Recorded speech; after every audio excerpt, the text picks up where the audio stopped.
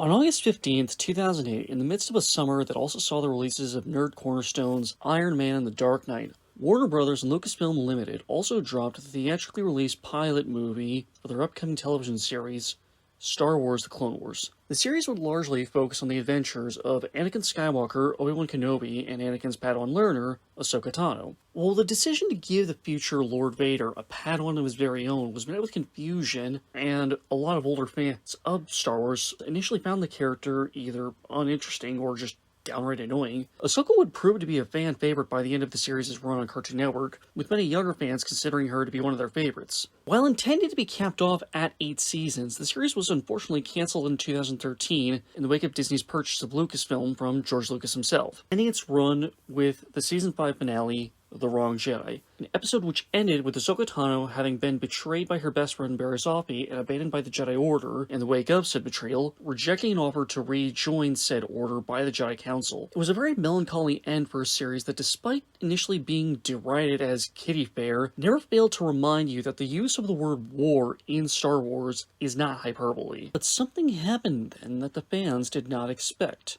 The series was revived for one more season on Netflix. Creator Dave Filoni had said in interviews prior to this decision that they'd completed multiple episodes that had full animation and voice acting that were prepared for release, but hadn't gotten a chance prior to Disney buying Lucasfilm. With the series now being capped off with an arc where Master Yoda discovers the secret to becoming a Force Ghost, as seen in the original trilogy with himself, Obi-Wan, and Anakin. The ending this time was a little more bittersweet, with Yoda finding what he was looking for, but also realizing that the Clone War has altered the way the Jedi behave, and not for the best, and also coming to the realization that this war, no matter how it ends, will not have a positive effect on the galaxy. The series was still effectively dead, however, with Filoni and company moving on to a successor series set just a few years prior to the events of A New Hope and Rogue One, dubbed Star Wars Rebels. And for a good 4 years, outside of a few production reels at Star Wars Celebration, there were no indications that the series would ever return again, until July 19th, 2018, at San Diego Comic-Con. Almost 10 years from the film premiere, Lucasfilm announced that there would be 12 new episodes produced for release on Disney+. This was break the internet level news, with the video announcing the return on Star Wars' YouTube channel having now racked up a solid 8.1 million views 3 years later. It may seem like small potatoes compared with WB's trailers for Aquaman and Shazam, which were also released at SDCC that year, but keep in mind, the best viewed trailer for Star Wars Rebels racked up only 4.9 million, and it was a very popular show in its own right, and that trailer in particular showed the series would be bringing in the incredibly popular Legends character Grand Admiral Thrawn. The new episodes would finally debut 2 years later on February 21st, 2020, with the series finally ending for good 1 year ago tomorrow on May the 4th, 2020. The series now ends with an arc taking place concurrently with Revenge of the Sith and once again focusing on Ahsoka Tano, this time following her working for the Republic to free Mandalore from the reign of Darth Maul, who had been resurrected in Season 4. The final episode ends with Ahsoka Tano and clone Captain Rex escaping from their soldiers following the execution of Order 66, with the final image of the series being Darth Vader himself finding one of Ahsoka's sabers and then looking into the sky and wondering what's become of his old Padawan. It was a brilliant way to end the series, though perhaps a little too melancholy. First thing to watch during a global panini. But that got me thinking. The Clone Wars has essentially had 3 series finales. So, which one was the best? Well, that's what we're here to discuss. Join me today on this Star Wars Day Eve, when I'll be discussing what I think is the best damn finale Star Wars: The Clone Wars could have possibly ended on. This is going to make for a tricky discussion, considering that the lead characters for the final arcs of Seasons 5 and 7 are both Ahsoka Tano, but I'll see if we can make magic happen. Starting with Ahsoka's arc at the end of Season 5, her arc is about disillusionment. She started the events of the first episode of this arc, Sabotage, as a true believer who saw the Jedi as an absolute good, incapable of wrongdoing, but by the end, she's abandoned by the people she saw as her community, her family, and when offered the chance to come back, she rejects it. She sees the attempts to let her come back as a way of putting a happy face and saying, our bad, still friends, right? Her belief was already shaken, but hearing Mace Windu refuse to acknowledge that the Council made a mistake in not trusting her, and seeing her old friend Barriss Offee do something so horrific, and then framing her for it, and also realizing that the way Count Dooku abandoned Asajj Ventress isn't really all that different than the way that Anakin and the Council had abandoned her. These all make her realize that this order is not the beacon of prosperity that she always believed it was. It's a genuinely tragic moment when Anakin stretches out his hand to give Ahsoka her Padawan braid back, and Ahsoka reaches out as if to take it back. To take back the thing that always defined her, but instead gently closing her old master's hand. This is even more tragic when you consider that Ahsoka lived her entire life as a Jedi. From the time when she was a toddler, all she ever knew was the Jedi Temple. All the adults she trusted were Jedi. All of the children she played with and befriended were fellow Jedi. This has been her life since forever, and she's choosing to walk away from it. Think about how hard it is to willingly walk away from a culture you've been part of since before you could even remember things. And also imagine the strength of character that it takes to actually make that decision. But speaking of remembering things, let's talk about a man who's forgotten more than you or I will ever know. Master Yoda was 900 years old by the time of Return of the Jedi, which would pin him at around maybe 880 or 881 years old by the time of Season 6 of the Clone Wars. In short, Yoda is very, very, very old, and he has seen a lot of things, and he knows a whole lot more about the Force than really anyone else in the galaxy, which makes it all the more striking when he is contacted by Qui-Gon Jinn, when you see just how uneasy this makes the Jedi Grandmaster feel. I know how the Force works. I know for a fact it isn't impossible for the dead to contact the living, and yet I don't sense any deceit in this. Am I really being contacted by a man who died over 10 years ago? And when he goes on this vision quest, he's repeatedly confronted by things that would unsettle anyone, but especially are unsettling to someone like Master Yoda. I am a paragon of the light, he says. Are you sure about that? Asks a manifestation of his darkest impulses and desires. Are you really sure about that? Asks a vision of the late Jedi Master Sifo Dyas. Are you really sure about that? Asks a vision of Darth Sidious himself, which really just goes to show how mentally and spiritually strong Yoda really is. Because while his initial reaction is to deny these things, to deny that they have any influence on him at all, he eventually concedes. No, you can make me question myself, but you can't make me do things that I do not believe in, which is beautifully highlighted when Yoda is given his vision of a perfect world. He sees a vision where Qui-Gon Jinn and every Jedi we've seen die horribly over the course of this series still alive, and Count Dooku still among the Jedi in the light, having never fallen. Yoda wants so badly to accept this as real, but he knows in his heart that it isn't. He knows in his heart that it's all too good to be true.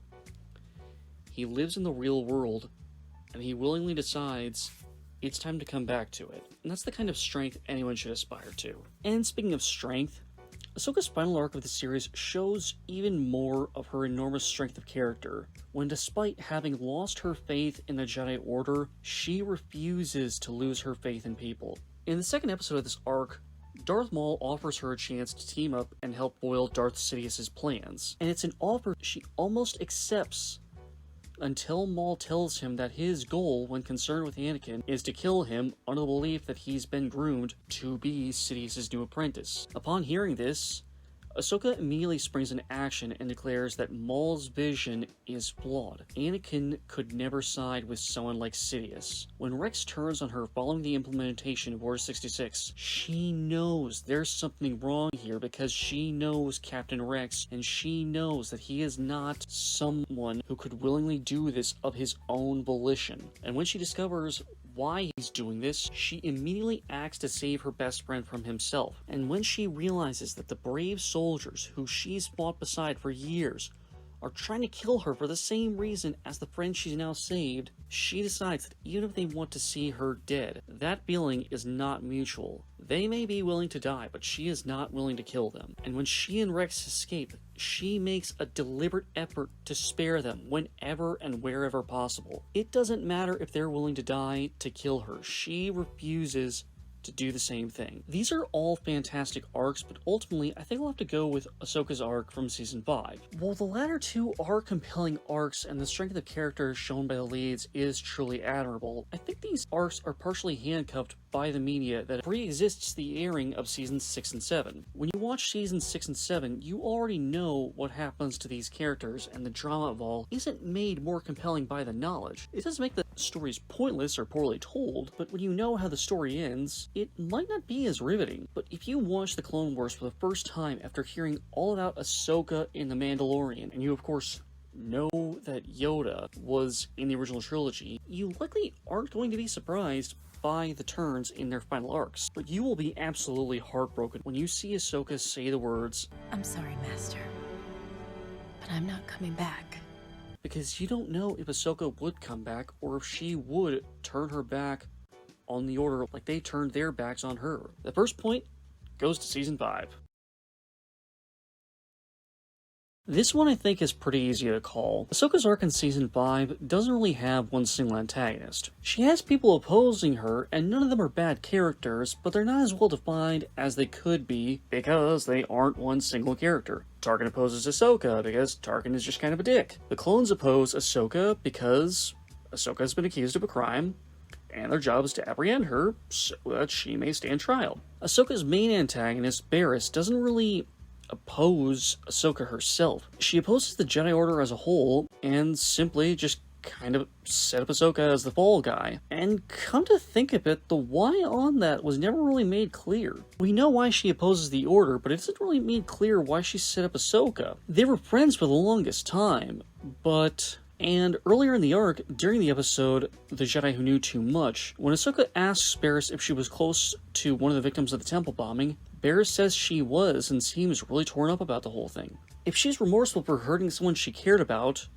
who may have been an unintended victim, why would she intentionally victimize someone else she was close with? But moving on to Yoda's arc in Season 6 again, there's no one specific antagonist. In fact, until the last episode of the arc, there really is no singular antagonist at all. In the last episode of Season 6, Sacrifice, Yoda goes off to the Sith world of Moraband, known to KOTOR and my fellow SWTOR fans as Korriban. His presence there alerts Count Dooku and Chancellor Palpatine, aka Darth Sidious, who want to see if they can manipulate the Grand Master into falling to the dark side, but their efforts ultimately fail. It's probably in character for the two of them to try something like that, but it's a fairly last-minute addition to the story, which doesn't really give us enough time to really get inside their heads and learn what they hope to gain from breaking Yoda. Sidious and Dooku are great antagonists, both in the context of the series, and I'd say in the context of the films also, but this specific episode does not highlight their best work as bad guys, in my opinion.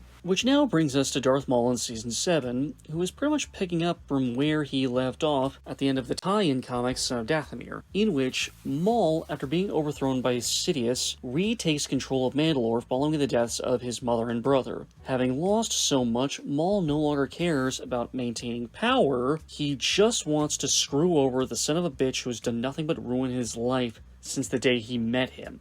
But he also realizes he can't do that alone, which is why he offers his hand to Ahsoka. Join me, and together, we might just be powerful enough to destroy Darth Sidious. And even if we aren't, at this rate we're dead anyway, because in a matter of hours, any Force user who isn't named Sheev Palpatine or Anakin Skywalker is going to be executed. He sees a kindred spirit in Ahsoka, much like Ahsoka saw in Ventress back in Season 5. We only ever did what we were supposed to do, but we were still cast aside by the people we cared about the most, by the people we thought we could always trust no matter what. But Ahsoka rejects his offer, so Maul decides, well, if you're not here to stand with me, then you're obviously going to stand against me. So it looks like We can't be friends after all. Ahsoka ultimately outwits Maul, though, leading to his capture at the end of the episode, The Phantom Apprentice. However, once Order 66 begins in the following episode, Shattered, Ahsoka frees Maul on the grounds that he'll create enough of a distraction for her to save Rex and then escape with him. But this comes back to bite her in the ass in the last episode of the arc, Victory and Death, when Maul escapes in the only shuttle left on board the Republic cruiser that Ahsoka and Rex could use. Maul even says when she tries to prevent his escape that she wanted him to cause some chaos, and this is what's come of it. When Ahsoka first breaks out Maul, he assumes once again that she could be interested in forming an alliance now that she realizes what he was talking about, but she rejects him a second time. So now Maul's decided, well, fuck you, I guess. I try to be nice. While Barriss is an interesting character that I wish could be expanded on, my desire to see her emotions expanded on is part of the issue. Her motivations aren't all that well explained. We know she bombed the temple, but we don't know why she decided to frame Ahsoka for it, of all people. And while Sidious and Dooku are staples of Star Wars, both in the Clone Wars and in the series at large, their actions in this episode seem less out of a need to tell a specific story, and more just because the writers thought this arc was a little light on the action, and they needed something to end the season with a big bang. Maul's role in the final arc of Season 7 feels natural and feels fleshed out enough that it doesn't leave me asking any questions about why he wants to do these things. Point for Season 7.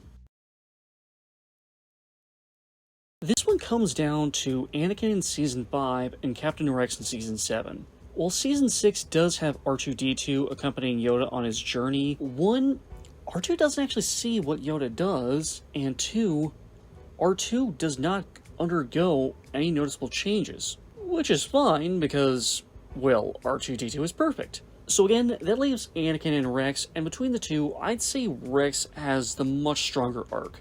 Anakin never loses faith in Ahsoka's innocence and consistently places his complete trust in her to find out who's framing her, which is great. It also doesn't make for much of a story, doesn't make for much of an arc. The only time he's really ever challenged in a way that rocks him is when Ahsoka chooses to walk away from the Order. He says he knows what it's like to want to walk away, but can't bring himself to make the jump. And if you know what he's talking about, then you can understand that he's being genuine about how hard he struggled with the idea of leaving, but ultimately, Anakin is never made to struggle with his feelings in some way. He's made to struggle against everyone else on Ahsoka's behalf, but he never struggles with his own emotions. Meanwhile, Rex is shaken to his core, thanks to being briefly controlled by Sidious thanks to Order 66, being forced to almost kill his best friend, and seeing all of his loyal brothers who just the day before had fought side by side with them and are now perfectly willing to kill their beloved commander, and him too if he refuses to comply with that aforementioned order.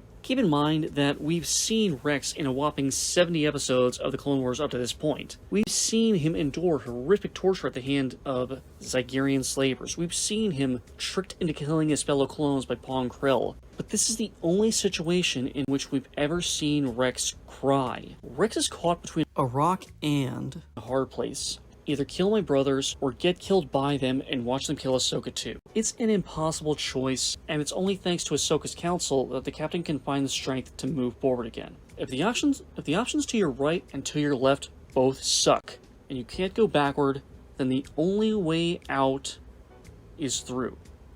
The only remaining option is to move forward. Another point for Season 7. One of my favorite things about the Star Wars franchise as a whole has always been the lore. I really like lore in general. I love mythology, and I love just learning about the history of a universe, learning about the way a religion works and all that. It's just so fascinating to me. Like, for me, for as cool as the cinematic trailers for Star Wars The Old Republic were, my favorite piece of marketing for that game was the lore videos containing the research of Jedi Master Nostaral. I like learning about the Force and learning about the history of the Star Wars universe, why certain things are the way that they are. And, well, the last arcs of Seasons 5 and 7 don't really have that, save for one line in Shattered where Bo-Katan mentions that the containment unit that they put Maul into was originally made by Mandalorians to hold Jedi. An interesting little detail, but that's nothing compared to what Season 6 episodes 12 and 13 have to offer. We meet these Force priestesses who help Yoda learn to maintain his consciousness after death. We see the homeworld of the Sith. We meet freaking Darth Bane, the man who ushered in the current era of the Sith Order, the man who created the Rule of Two. We have the Force ghosts of Qui-Gon Jinn explain the difference between the Cosmic Force and the Living Force, and also explain the relationship between these two things and the midichlorians. None of this stuff is extremely important in the grand scheme of things, but it's something that I really enjoy personally, and while it wouldn't have been something that I think would have improved the final arcs of Seasons 5 and 7, again, it's just something that I really enjoy. So, point for Season 6. All the character work in the world is wonderful, but what does it matter if your Star Wars story is not exciting? You can make the most intriguing lore ever imagined for your corner of this fictional universe, but what does it matter if you fail to make your Star Wars adventure an actual fucking adventure? Well, the answer to that question could probably be Yoda's arc from Season 6 of Star Wars The Clone Wars, were it not for Yoda versus his Dark Reflection, and Yoda in a vision of Anakin versus Darth Sidious in a vision of Count Dooku, during the episodes Destiny and Sacrifice respectively. It's solid action, but it's not exactly Duel of Fates or Anakin versus Obi-Wan at the end of Revenge of the Sith. Which brings us to Season 5! While Anakin versus Barry Sophie during The Wrong Jedi is exciting as hell, I think it'd be best described as an exercise in futility on Barriss' part because we're as skilled as she is. There was no way in hell she was making out of that Jedi temple alive or dead. But there's still also the various moments Ahsoka is being chased by Coruscant security forces, which makes for a lot of really exciting shit.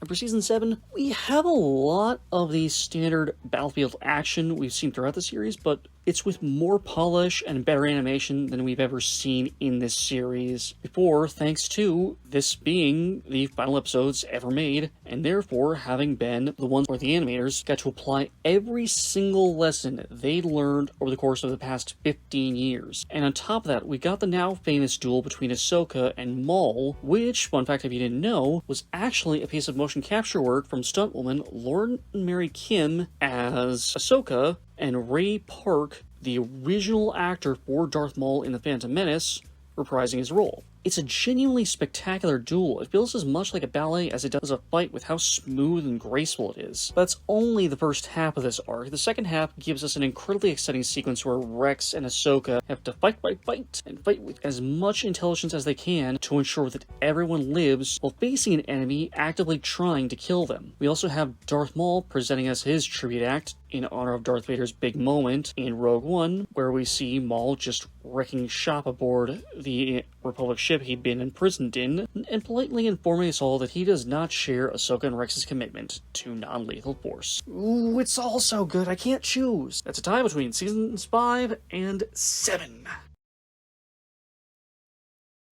We've discussed characters, both lead, opposing, and supporting. We've discussed the lore, we've discussed the action. Now let's discuss what story was the actual best. Let's discuss what was the best actual ending. Was Season 7 worth the wait? Or was Season 6 enough?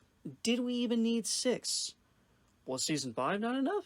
Let's discuss. The big thing that Season 7 has over Seasons 5 and 6 is that it forms a bit of connective tissue between the prequel trilogy and the original trilogy, but also the actual films and this actual series. While Seasons 5 and 6 show parallels and foreshadowing, the final arc of Season 7 shows actual overlap with Revenge of the Sith, like having the actual Siege of Mandalore happen concurrently with the defense of Coruscant, and having Obi-Wan explain to Ahsoka, yeah, Anakin nailed Dooku like SEAL Team 6 nailed Bin Laden, and now I'm on Utapau looking for General Grievous. Or actually having Terrence Carson and Tom Kane redo Samuel L. Jackson and Frank Oz's dialogue as Mace Windu and Yoda during their meeting in Revenge of the Sith, where Mace says, "I sense a plot to destroy the Jedi." In addition to, watching Ahsoka almost get killed by all her friends during Order 66. And the final stinger is not an image to end the series with Ahsoka and Rex, but an image to end the series with stormtroopers and Darth Vader himself. But so what? Just because a series gives you the sweet, sweet taste of those delicious member berries doesn't mean it's all that great. Just because a finale makes you go, remember Darth Vader? Remember Empire Strikes Back? Remember Revenge of the Sith? Remember Order 66? Yeah, I remember. Doesn't mean it's good. So, what about seasons 5 and 6?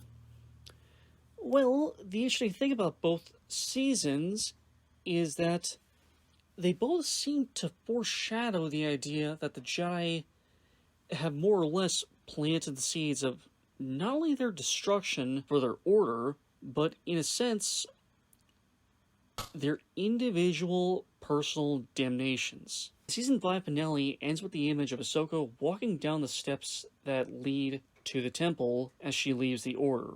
And the shot mirrors the shot of Anakin marching up those same steps during Revenge of the Sith alongside the 501st Legion to commit Order 66. Well, Season 6's finale ends with Obi-Wan and Anakin asking Yoda if his journey gave him any insight into who Darth Sidious might be, or if he found out any way for them to win the war. And Yoda straight up says, "I'm certain I am, if win a war, one ever does." This whole experience has given him the realization, we've gone too far. We can't go back. This war, it's changed us. It's changed the whole Republic.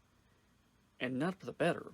Seasons 5 and 6 end with the warning that Order 6 is getting closer, and ultimately there wouldn't be an Order 66 if the Jedi hadn't gotten themselves involved in the Clone Wars. But it's too late. The bell's already been rung. But by contrast, Season 7 shows the Order's execution. It shows that the Jedi's chickens have come to roost. That is destiny fulfilled.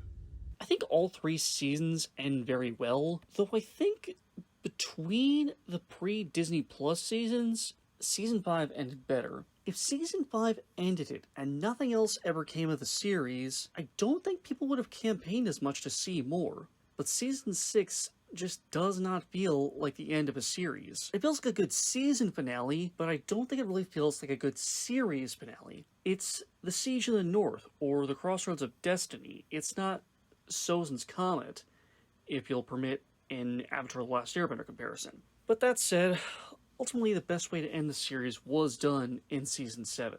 The minute the Clone Wars movie introduced Ahsoka as Anakin's apprentice, you knew this shit only had one way to end. It would end with tragedy, and it would end with Darth Vader. The final point and the victory goes to Season 7. If you never watched Star Wars The Clone Wars but gave this video a watch anyway, I really hope this inspired you to check it out. It's a damn great show. It's some of the best Star Wars content you can watch. And if you have watched Star Wars The Clone Wars, drop a comment down below. Tell me what you think. Do you agree or disagree? Do you think Season 7 was the perfect ending? Do you think Season 5 was actually the best way to cap it off? Or do you think that I'm not giving Season 6's finale enough credit? Let me know down below. Thank you so much for watching. I really hope you enjoyed this video, and if you did, once again, feel free to leave a comment and tell me what you thought. If you have any constructive criticisms you want to tell me about, feel free to do that also. Until then, like, subscribe, and share this video with your friends. Have a great day, everyone. Make sure you keep wearing that mask, keep washing those hands, and if you can, make sure you get vaccinated. We're getting closer and closer to the end of all of this awful, awful, awful bullcrap, but we're not out of the woods just yet. So let's keep doing our part to make sure we all see it through. Take care, everyone. Woodstock, out.